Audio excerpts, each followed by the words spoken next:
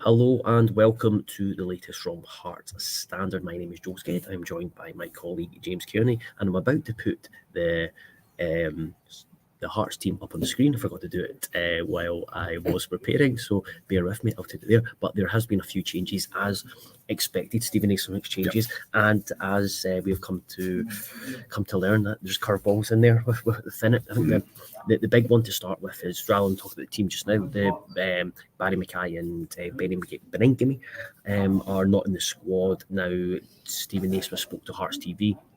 Beni is they've taken the decision to rest him because he's very fatigued, and they don't want him breaking down because Beni has been out for a long time. He's came back and he's played the last I should check this, must be 7 or 8, 9 games, maybe even. Then he's been playing the 90 minutes. 90 minutes. Well. That's what I was going to make, was that he's been so he's played the last 1, 2, 3, 4, 5, 6, 7, 8 8 league games. He's played 90 minutes, and towards the end of the Hibs game, I think he went down with a knock, and he received some treatment as well. I think, but he kind of carried on. So there was a worry. There was a slight issue after the Hibs game, but Steven Naismith says there's just it's just a case of being rested, and he could hopefully be back for the Livingston game. That won't be the case with Barry McKay. He has got he's picked up a kind of reoccurrence of the knee injury. Everyone would have saw at the end of the game. He limped off. He got he received treatment on the pitch as a full-time whistle went for a decent amount of time as well. So there's a worry there. It's suggested that it's not as severe as his first knee injury, which kept him out for 3 months. But he will miss the 2 games. He'll miss today and he'll miss Livingston, and there's hopefully to be back after the winter break. But as you know, of Hearts, they don't rush the players back. They give them time to make sure they're 100%, because, like I said, they don't want Barry McKay suffering or reoccurrence. They don't want Beni breaking down. So that has allowed opportunities for others. We've got Halkett has come into the team, Lowry's came into the team, and Tagawa's came into the team. We kind of expected Halkett to come in. There was an expectation that Halkett would come in, but you see in the comments here with Graham and Bobby both saying Tagawa, big opportunity for Tagawa. That's probably, when you're looking at the team, that's probably the big talking point in terms of the players who are starting. I think so, yeah. I think everyone else, there's an obvious case for selection. Tagawa's maybe the only one he go, he's probably got something to prove still. He's still to get up to speed.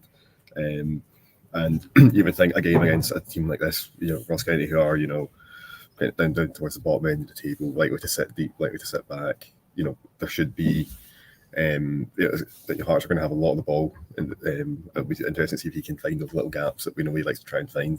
I mean, with Ross County, it looks as if they're going to play with a back four, yeah. Which is a wee bit of a change to what they've been doing so far in the Derek Adams. So there might actually be a wee bit more space there than what we've seen against likes of, maybe Livingston or St Johnstone or St Mirren, where it has been quite a lot of men behind the ball. There's maybe going to be not quite as much as that going on. There might be those little spaces. And then I think as well, Lowry playing that kind of number 10 role behind him by the looks of it. That should give Hearts some really good kind of numerical advantage in those central areas. I mean, in my predicted lineup, I wrote that I thought it'd be a 3-4-3 because I thought the Hearts would want to attack down the wings. Looks like it's complete opposite to that, to be honest. It looks like, say we've got 5 central players, there are 2 centre mids, an attacking mid, 2 strikers. You'd have to imagine Hearts are going to try and attack the centre then. Yeah, because that's the big thing. Because when I was writing out the team lineup, I was like, who's going to be the number 6? And it was you suggested. He was like, you're probably looking at Denham and Dunehoff is playing as 8s, and then you have 10 in front rather than I would think so, yeah. Having someone replicate what Beni has done for this season so far. And it's a big one for big opportunity for Lowry if he does get that free role as a number 10. And I said Lowry will want players similar to McKay running behind him. That's a big opportunity for Tagawa, because he will look to play on the last man. Yeah, he'll play on the shoulder for sure. Yeah, and then there's importance for, I think, probably Cochrane will stay wide. I think that will be the thing. But Atkinson, we've seen a lot this season where he's coming in, even when he was playing right wing back against Hibs, and they weren't playing inverted. He was still picking up the Raj positions, like top left, and it's so it'll be interesting how they operate. No, absolutely. I think particularly with Lowry. I mean, I remember the game up in Dingwall. He came off the bench. maybe it was half an hour to go or something like that, and he got the assist. He got for the only goal of the game. He, I got one of the examples actually of Naismith realising exactly what was missing in the team, making the necessary change and it paying off. So yeah, I think it'll be a big afternoon for Lowry. Obviously, he's not been in the squad at the starting 11 much recently. And then Denham and Neuendorf, you'd have to imagine will probably end up lasting just about the full 90. Just because I think Hearts are short of bodies in there. Obviously, there's Macaulay Tate's on the bench again, isn't he?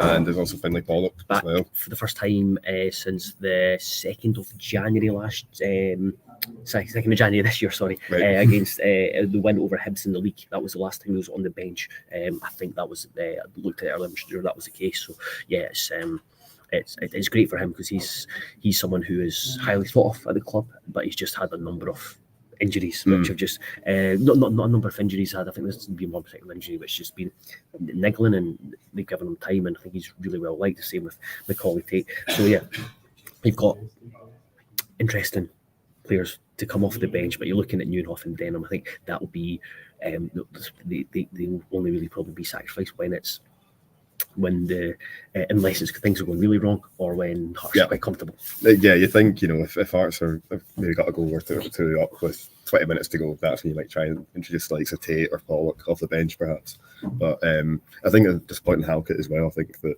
that's a point that actually Scott McIntosh made yesterday in the briefing, but it makes a lot of sense just in terms of rotation to bring Halkett in for this game, just because you probably don't want to risk him on the plastic pitch. Obviously, he's got a lot of experience of playing on that pitch, but that was before he's had this awful injury. So you probably think, and also there's the way that county attack. I really like to shell balls into the likes of Jordan White.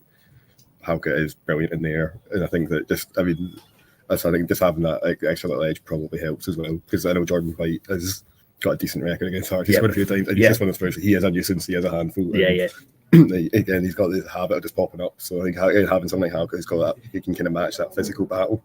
That's probably why he's in the team today. I think you'd almost go. So it would be. I think what we expect is speaking to the guy who covers Ross County, that he kind of expects it to be a 4-4-2 or a 4-2-3-1 with White in behind and Murray using his pace and staying really high. And you kind of just wanting Halkett go right. You deal with you just go and deal with Halkett, and then it allows Rowles and Kent to deal with flick-ons or kind of look at them. They can recover. Whereas Halkett can come out and actually challenge. I'd expect that to be that. Because again, you don't want Halkett for all the things he can do really well. His recovery pace has never been one of his big assets. I don't think if somebody nips past him. So, but whereas Rowles and Kent have got that a wee bit more. So I think you're right. I think it'll be Halkett. It'll be quite aggressive. I think he'll be the one kind of out of that back three is kind of pushing out, trying to win the ball back, with Rowles and Kent then covering the gaps in behind them. Yeah, and it's like you said with Ross County, you don't expect them to.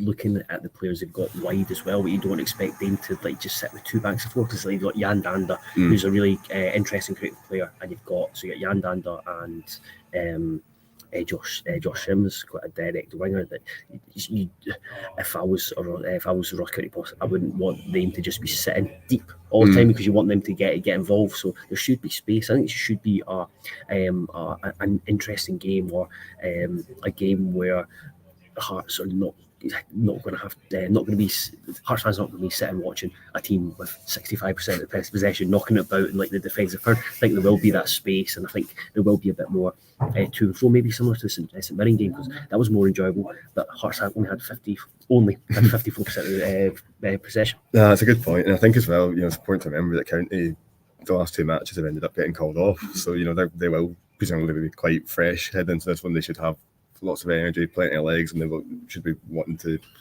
they'll be dying to get back out there after such a prolonged absence compared to everyone else. So again, they might have that extra 5-10% energy in their legs, and compared to Hearts, which makes things interesting. But I think when you look at the lineup, there's not too many surprises in there, and I guess just overall it's just an excellent opportunity here just to really consolidate third place. Yeah, absolutely. You look at the next two games are, I mean, as we always say this about every game we come into, but it's a massive opportunity in these next two games just to go on to what would be 38 points, and then to kind of finish this year having won 9 of the last 11, just be incredible run. And you look at the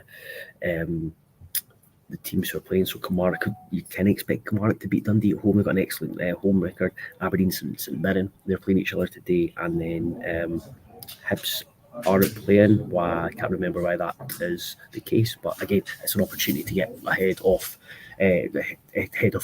other teams and really just keep that momentum going. You just want, if you can just get into the winter break having won, like I said, 9 of the last 11, it's just, you can enjoy it, and you're on a position of strength to maybe strengthen the team and then come back and hit the ground running. No, absolutely. And I think Shankland spoke about that after the derby. He got put up and he was speaking to the media, and I think that he was basically saying that as if they can get through these next 2 games, get another 2 wins under the belts, then all of a sudden you go into that break and you can properly enjoy it. You're not left stewing over, oh god, I can't believe we didn't see out that win, or I can't believe I missed that penalty, or whatever it might be.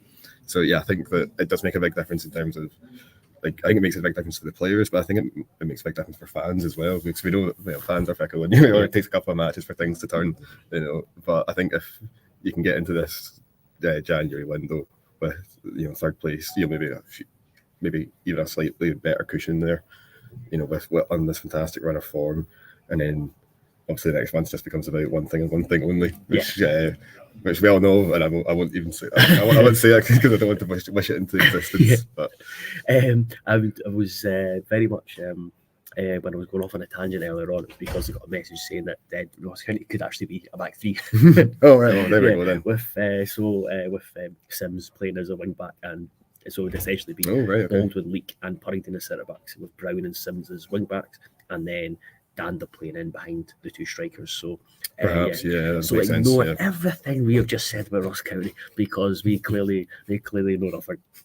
Unless we might be right. Yeah, you never know. Stranger things have happened. So we may as well end these ramblings here. So please do enjoy the game. We'll be back after the match with reaction from Steven Naismith, instant analysis, and some maybe doing a video as well. But hopefully everyone enjoys the game. Goodbye. Cheers.